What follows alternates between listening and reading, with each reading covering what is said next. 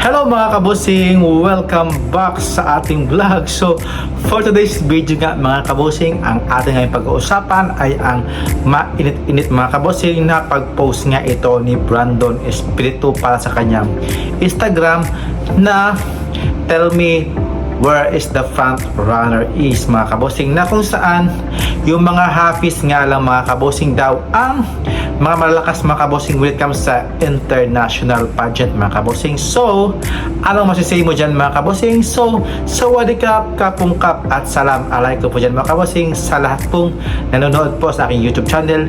Hello po. At sana ay nakasubscribe kayo nga mga kabusing. At syempre, dami talaga mga kabusing ang mga sabaws nito ni Brandon Espiritu nga mga kabusing sa kanyang Instagram account mga kabusing, sa kanyang Facebook page, sa kanyang sa kanyang Twitter nga mga kabusing, na kung saan yun talaga ang mas pinunang mga kabusing. At syempre ito ding si Jeter Palomo mga kabusing nag second demotion na nga ito din kay Brandon Espiritu, na kung saan si Brandon Espiritu mga kabusing nag second runner up to sa Mr. Supranational 2024. Yan, 2024 mga kabusing sa bansang Poland. At syempre naman itong si Jeter Palomo nag top 10 nga sa Mr. Global mga kabusing last 2025. So anong masasabi dyan mga kabusing sa kanilang patutsada nga ito sa mga sambayan ng Pilipino, na kung wala daw, hindi dahil sa mga half Filipino is hindi talaga makapenetrate ang mga Pilipino sa international pageant nga. So for me mga kabosing, no, lahat naman talaga mga kabosing is makapag-penetrate sa international pageant, kasi yung Philippine talaga mga kabosing is ang lakas talaga mga kabosing. Pag country na lang Philippines, yan talaga mga kabosing, swak na swak talaga yan na makakapasok sa semi-finalist or makaka-take ng placement or winners nga ito mga kabosing. Bukod sa Philippine flag is very powerhouse country nga ito mga kabosing. So kung wala yung sash ni Brandon Espiritu, do you think na makakapasok siya sa top 5 or makaka-take ng second runner up? Kung ikaw niya yung kanyang represent, yung kanyang Guam, I think maka top 16, pero pag maka runners up, possible nga mga kabosing, kasi dami talaga malakas mga kabosing sa kanyang batch mga kabosing. Kaya lang siya talaga yung pinapasok kasi yung mga votings talaga mga kabosing, at syempre sa mga viewers sa paglalike pala mga kabosing is nangunguna dyan ang bansang Philippines nga mga kabosing. At ito namang si Jeter Palomo, kung hindi lang sa mga likes, sa mga votings nga mga kabosing, si Jeter Palomo, tingin nyo makakapasok niya sa top 16? I think hindi, kasi sa katawan pa lang niya, sa kanyang performance na pinapakita, hindi talaga pang top 10 nga mga kabosing, no? Ayan. So either ma-place ta mga kabosing, bukod lamang sa Philippine flag na dinala mga kabosing, is powerhouse nga mga kabosing, kaya pinilit lang siyang makapasok sa top 10. So for me, hindi siya pang top 10 mga kabosing, pang unplaced talaga siya. Bukod sa ang dami talaga malalakas yan mga kabosing during last year sa Mr. Global, yun, pinilit lang siyang may pasok sa top 10, kasi yung ating former na si Dom Corella is winner nga mga kabosing. Kung i-unplace siya, kakatawa nga mga kabosing, no? Ayan. So ang dami talagang saring bash mga kabosing dito kay Brandon Espiritu mga kabosing sa pagsabi niya sa mga Hafiz nga mga kabosing. So ngayon mga kabosing, pinuputakti siya nga at dinumog nga yung kanyang account mga kabosing. Sa doon, dami mga post dito na kung hindi dahil sa Philippines, hindi ka makaka-place,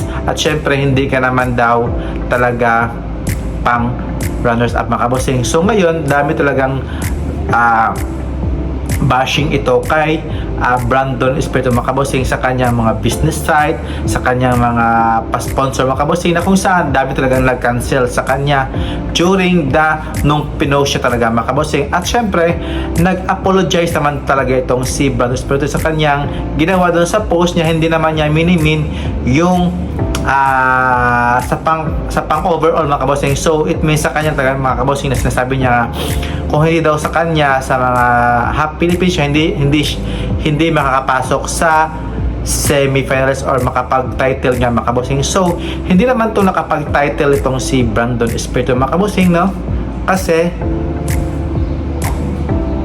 may tao nga mga kabosing kaya hindi ako kinost ko muna. So ngayon mga kabosing, back tayo ngayon sa kay Brandon Espiritu mga kabosing na at kay Jeter Palomos. So daming mga pure Filipino at Pilipino mga kabosing na nakapagbigay ng karangalan mga kabosing, like si Adom Corilla, si Nel Perez, si Nel Perez, ang dami mga kabosing. Saka sino ba yun, yung sa Manhunt Star, yun gwapo rin yun yung may business na ngayon sa Tarlac, ayun.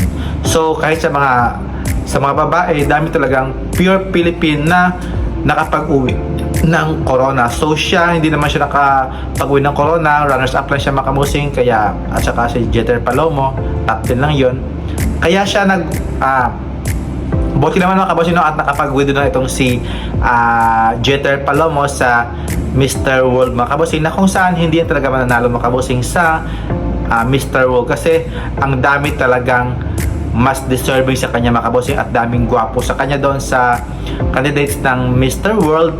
I'm sure napili na niyang mag-withdraw kasi hindi naman talaga siya pang Mr. World mga kabosing. Yung kanyang itsura, yung katawan niya sobrang payat na hindi naman kagandahan, kaya yun, nag-withdraw siya. So kanya sabi niya kasi is hindi daw conflict daw sa kanyang schedule yung kanyang man of Mr. World, kasi naurong yung kanilang schedule sa finals mga kabosing, kaya nag-withdraw siya bilang isang candidates ng Mr. World Philippines mga kabosing. So ayan mga kabosing, no, dami talagang speculation mga kabosing, nagbinash siya talaga ng bonggang-bongga, kaya yun si Brandon Espiritu humingi na ng apologize mga kabosing sa social media account niya mga kabosing. So what do you think mga kabosing? I-accept nyo na ba yung kanyang apologies mga kabosing sa social media, or dami talaga, pati nga si Michael Cinco nga napakomment doon, pati si Eliana Aduana, si Michelle D, may pasaring, si Stacey Gabriel, si Katrina Gray, halos lahat mga kabosing na mga nasa beauty pageant mga kabosing na mga fan is nagpasaring mga kabosing ito kay Brandon Espiritu mga kabosing sa social media account. So please comment na lang mga kabosing, and huwag kalimutang mag-subscribe mga kabosing, and thank you for watching, and see you in my next vlog. Keep safe po, bye bye. Mwah.